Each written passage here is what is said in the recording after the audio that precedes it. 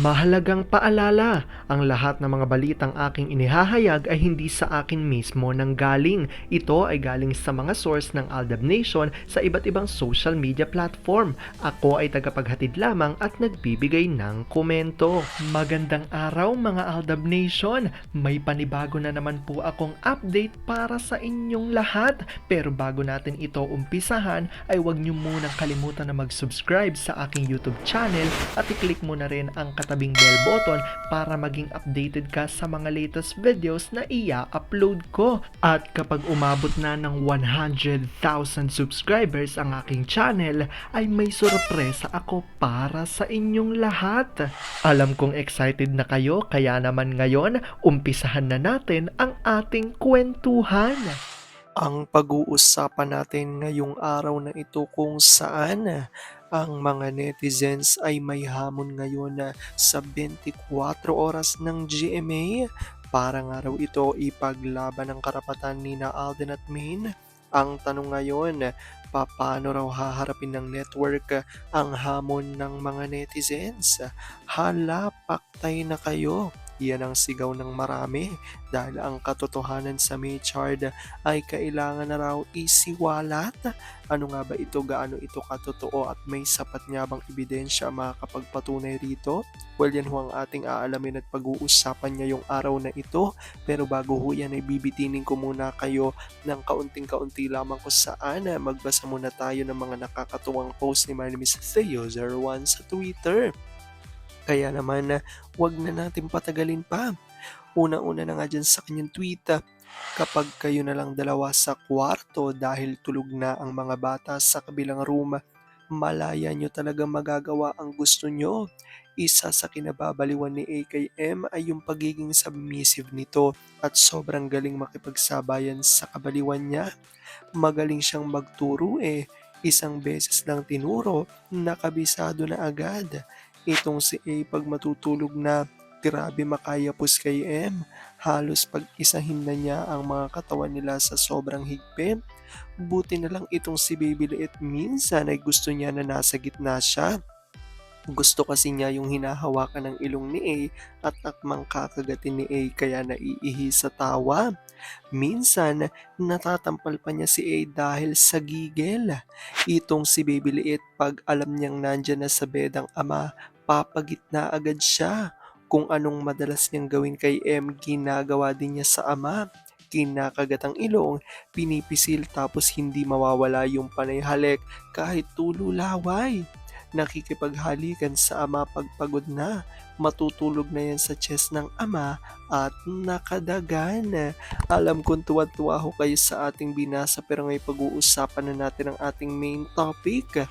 Oops, wait lang, saglit lang to. May ipapaalala lang ako para sa mga bago pa lang sa aking channel. Huwag niyong kalimutan na mag-subscribe sa aking YouTube channel at i-click niyo na rin ang notification bell para lagi kayong updated sa mga latest videos na i-upload ko at para maging parte na rin kayo ng aking Fanatics channel family. Well, alam kong super excited na kayo sa ating kwentuhan, kaya naman dumako na tayo sa ating main topic. Gaano nga ba katotoo na ang netizens ay may hamon nga raw sa 24 oras ng GMA para ipaglaban ang karapatan ni na Alden at Maine? Paano ngayong haharapin ng network ang hamon ng netizens? Hala, paktay na! Sigaw nga ng nakararami dahil ang katotohanan nga raw sa Maychard ay dapat nang isiwalat. Ano nga ba ito? Gaano ito katotoo at may sapat nga bang ebidensya makakapagpatunay rito? Well, alam kong super excited na kayo malaman niya kaya naman wag na natin patagalin pa.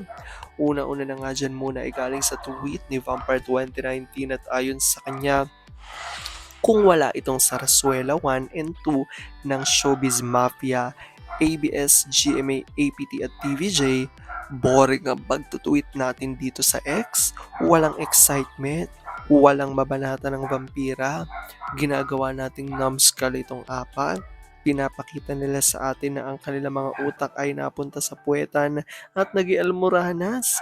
Sino ba sa apat na ito ang nag-akyat ng limpak-limpak na pera sa kanilang baol? Bagkus lahat sa baol nila ay halos nauubos na. Akala ata namang ito hindi natin sila lalabanan. Mas makapal pa ata sa espalto ang pagmumukha ng mga magdusa, lalo na si hindi pantay ang balat at si magnanakaw. Magna Kupit?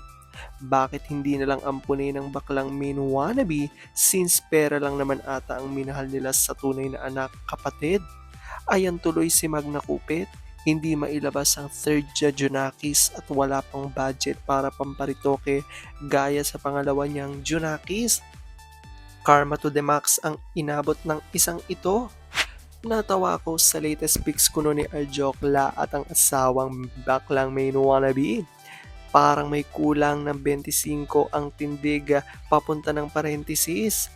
Ano ka ba? Mambabatas ka ba talaga? Ikaw ang tanging mababatas na ginagawang karikature ang pagbumuka? Kailan mo pa nakamit ang salitang respeto?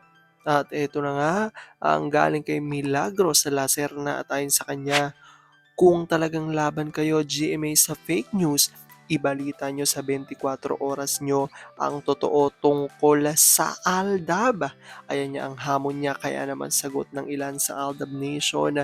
Sabi rito ni Carmen Tolentino, tama po kayo, ibinalita nila ang totoong kasal na ang Aldab at Sarsuela lang ang mga pinapalabas nila. Ang Aldab 2016 pa sila kinasal at may anak na po sila. Sabi ni Funky Tiger, better still tigilan na nilang pagpupush nila na mag-asawa yon at si Ganda. Alam naman nila na totoo cause ang dami nilang post dati to that effect. I-stop nila yung paek-ek nila na no to fake news if they cannot walk their talk. Nawawalan lang sila ng credibility. Ayan nga ang ilan sa tweet at revelasyon ng mga Aldab Nation. Alam kong napapansin din ninyong lahat, di ba?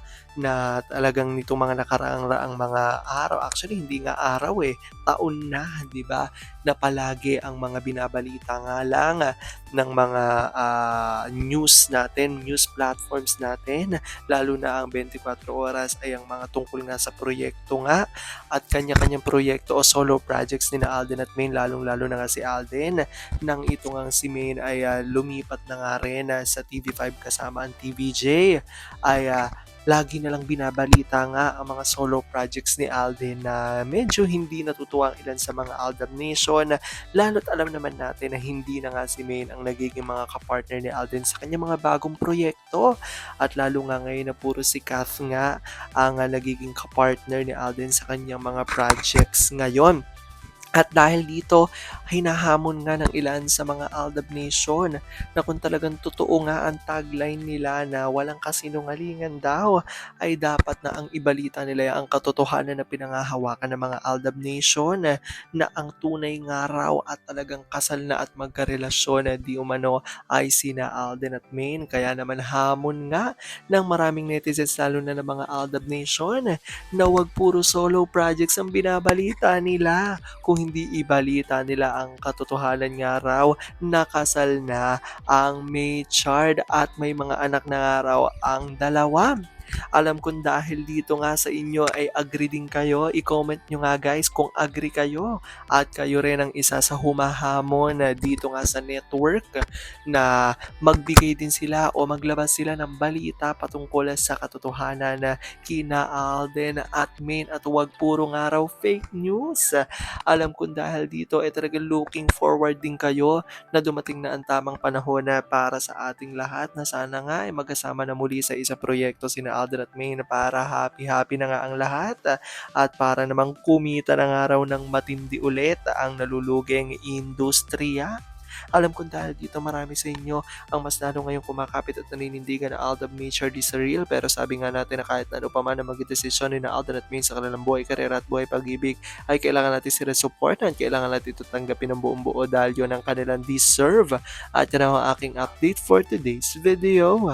Maraming salamat sa panonood at pagtapos sa videong ito. Kung nakapag-subscribe ka na, welcome sa Fanatics Channel family. Kung hindi pa naman, huwag ka nang mahiya. Mag-subscribe ka na. Pindutin mo na yan. I-click mo na rin ang katabing bell button para makatanggap ka ng notification kapag may bagong update para sa iyo. Para naman sa parte na ng aking pamilya, punta lang sa aking channel at i-click ang videos para mapanood mo at malaman mo pa ang mga nakaka-good vibes at nakakakilig na fresh news about Maychard.